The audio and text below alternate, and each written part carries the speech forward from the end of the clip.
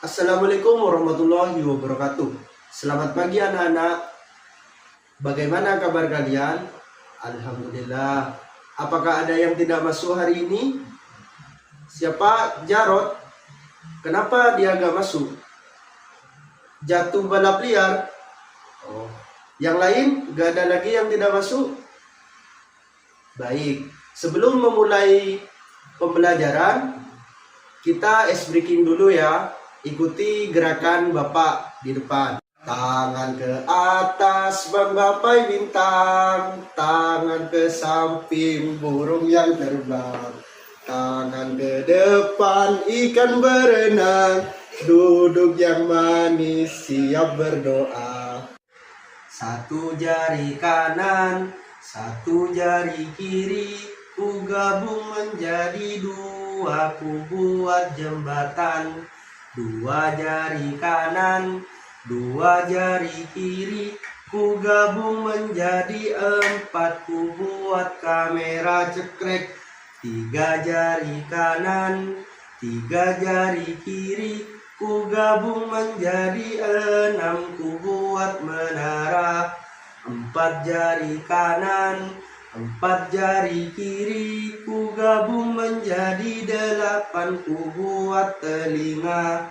Lima jari kanan, lima jari kiri, ku gabung menjadi 10, ku siap berdoa. Berdoa selesai. Baik, pertama Bapak akan menyampaikan tujuan pembelajaran hari ini, yaitu agar siswa dapat mengamati, membandingkan, mengukur panjang benda menggunakan alat ukur, serta menuliskan hasil dengan benar dan juga teliti. Baik anak-anak, sekarang Bapak akan menjelaskan materi tentang mengukur panjang benda.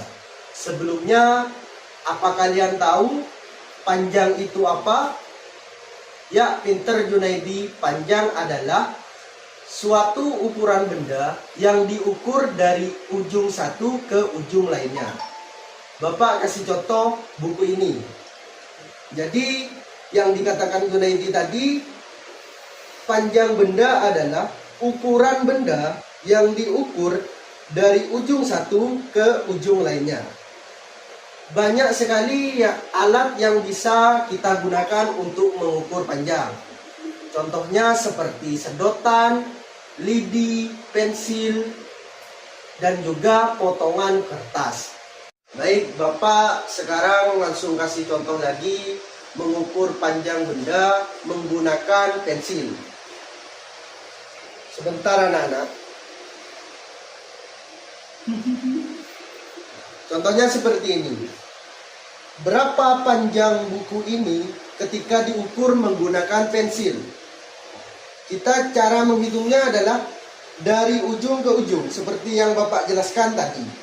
Contoh, 1, 2, 3. Jadi, panjang buku ini adalah 3 pensil. Ukuran bisa berubah-ubah anak-anak sesuai dengan alat ukur yang kalian pakai.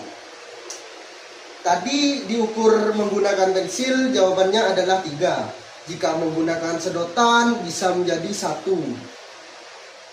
Paham anak-anak? Bagaimana anak-anak?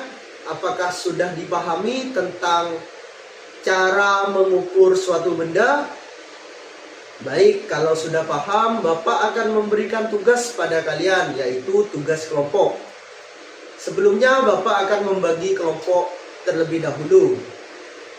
Deret bangku paling kanan adalah kelompok 1, dan sebelahnya kelompok 2, kelompok 3, dan yang terakhir bangku paling kiri adalah kelompok 4. Tugas kalian adalah mencari benda yang dapat diukur di dalam kelas ini. Contohnya penghapus, meja, kursi, bahkan papan juga bisa diukur. Untuk alat ukurnya, Bapak yang akan menentukan. Untuk kelompok 1 mengukur benda menggunakan lidi, kelompok 2 menggunakan pensil, Kelompok 3 menggunakan stik es krim, kelompok 4 menggunakan sedotan. Paham anak-anak? Baik, silakan kalian mengerjakan dan kemudian jika sudah selesai, kalian bisa menunjukkan di depan kelas benda apa yang kalian ukur dan juga berapa ukuran setiap benda yang kalian tulis atau yang kalian ukur. Baik anak-anak, jika sudah selesai semua, cukup sampai di sini pembelajaran hari ini. Sebelum kalian pulang, Bapak akan memberikan 2 pertanyaan. Yang bisa menjawab boleh ulang duluan. Yang bisa menjawab silakan ajukan tangan. Pertanyaan pertama, apa yang disebut panjang? Ya, Besri silakan dijawab. Betul sekali, silakan pulang duluan Besri. Ya, seperti yang Besri bilang tadi, panjang adalah suatu ukuran benda yang diukur dari ujung satu ke ujung lainnya. Paham anak-anak? Ya, lanjut pertanyaan kedua ya. Sebutkan 3 alat ukur yang bisa digunakan untuk mengukur suatu benda. Ya, Suli silakan dijawab.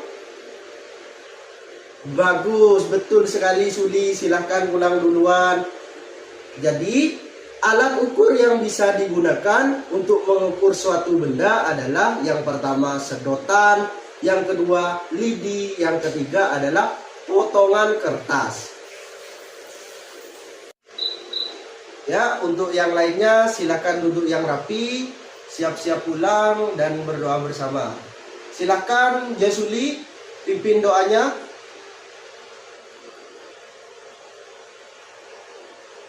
Berdoa selesai. Hati-hati di jalan pulangnya.